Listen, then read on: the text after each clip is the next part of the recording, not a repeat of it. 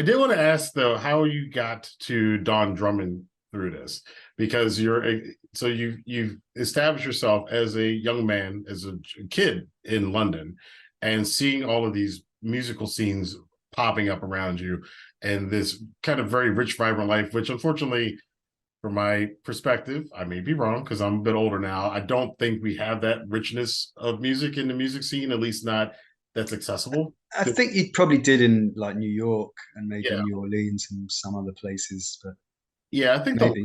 the last underground scene I remember, and it also came sort of came from Europe, was probably the electronic music scene, because you had Kraftwerk over there, and then over here we had Kevin Saunderson and Derek May doing techno and stuff like that, and Yeah, that was like the last one over the hill before everything kind of you couldn't do it because of this platform we're on the internet now. Everything is everywhere, and to be underground, you really have to work at it to keep it there. But how mm. did you get from having an appreciation for this music and then really diving into the history, and along the way finding Don Drummond, and then finding his life, which you said he had a very colorful life. I'm going to put it that way. A very interesting life.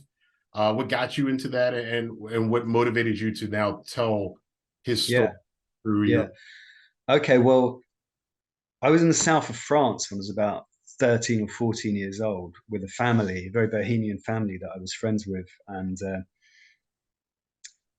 in the days of mixtapes, remember mixtapes? Yes, yeah. And so we'd had this ska thing that happened in the late 70s that I mentioned, the two-tone ska thing, which was a real black and white unite, come together, anti-racist scene.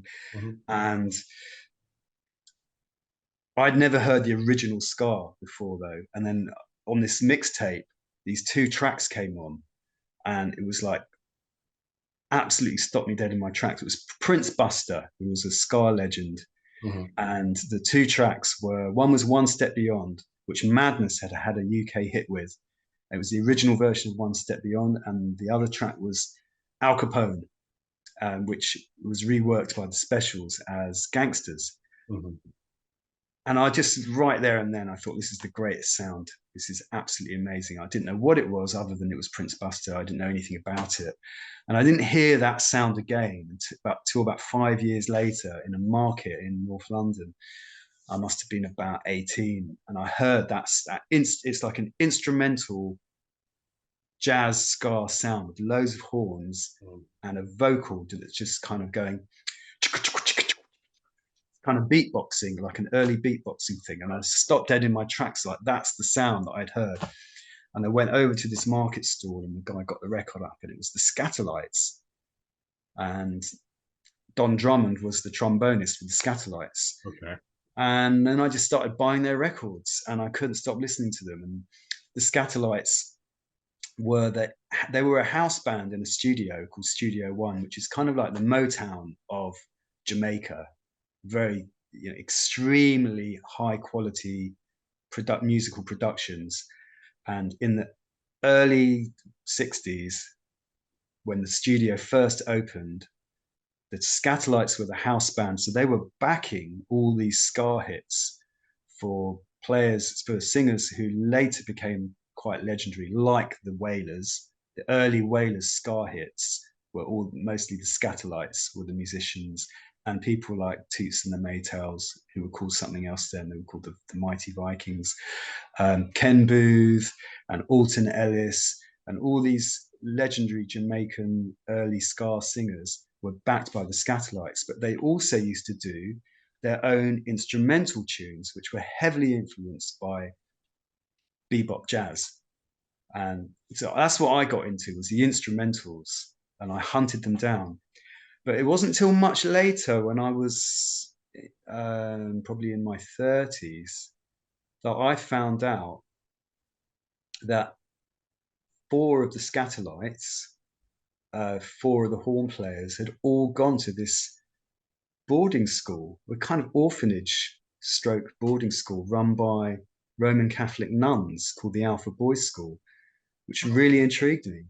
And then I found out about this nun called Sister Ignatius, uh, who ran the music department in the school. for about 65 years, which completely blew my mind. And then I became slightly obsessed with her and her life and what motivated her.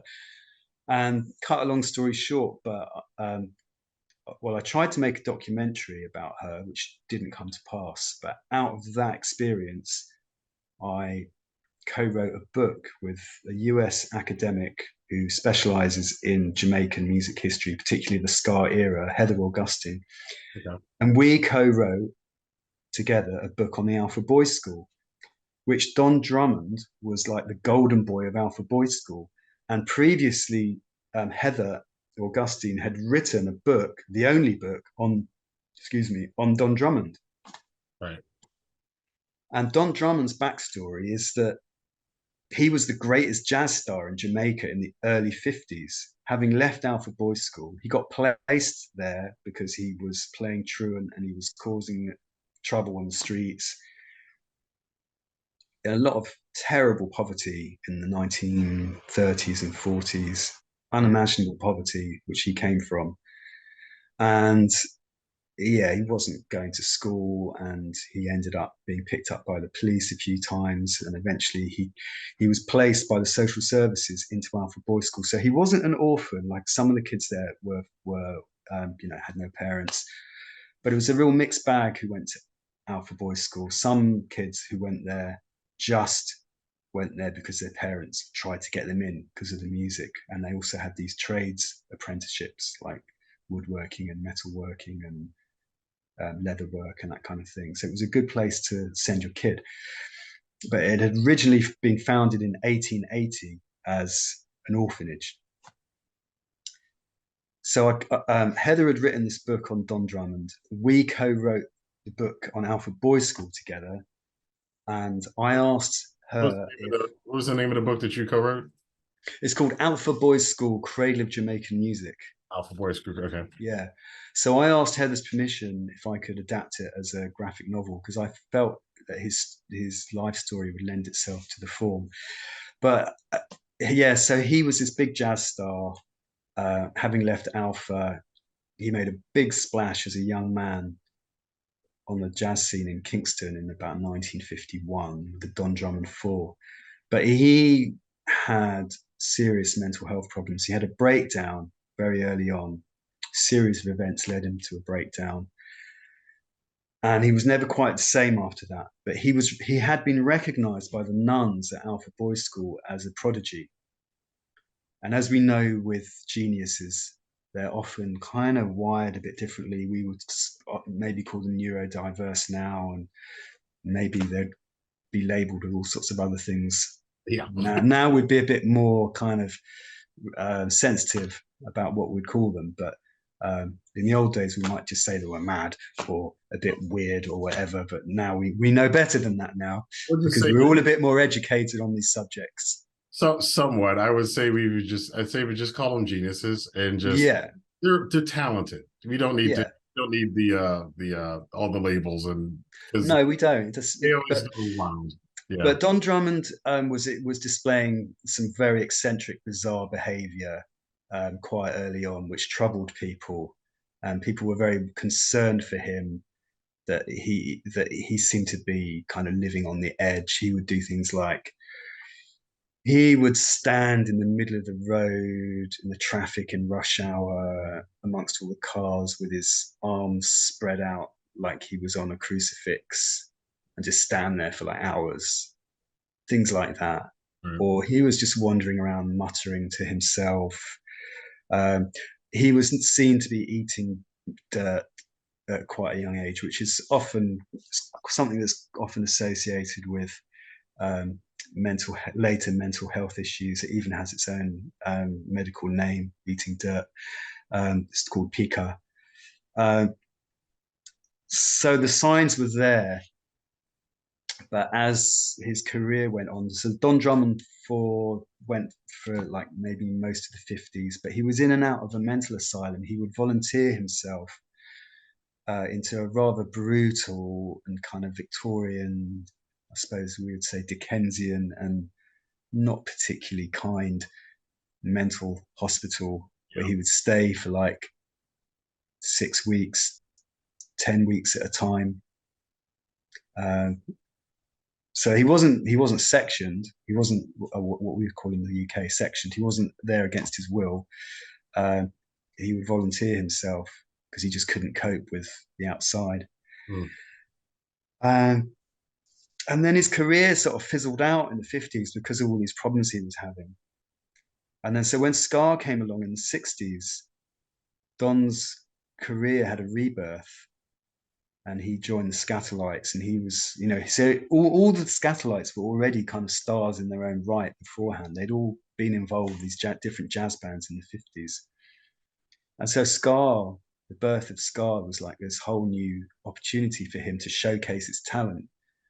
But his inner demons continued to get the better of him, and he formed a relationship with a very beautiful dancer by the name of Margarita Mahfood, who was of Lebanese descent. So in Jamaica, it's actually quite an interesting, diverse society. There's a lot of Chinese and Indians and Lebanese and Syrians and Jews. So people don't always know that about Jamaica, but it's quite a a broad, diverse society. And so she was from a Lebanese business family, and she'd run away from home and become a dancer, like an exotic dancer doing Rumba dancing.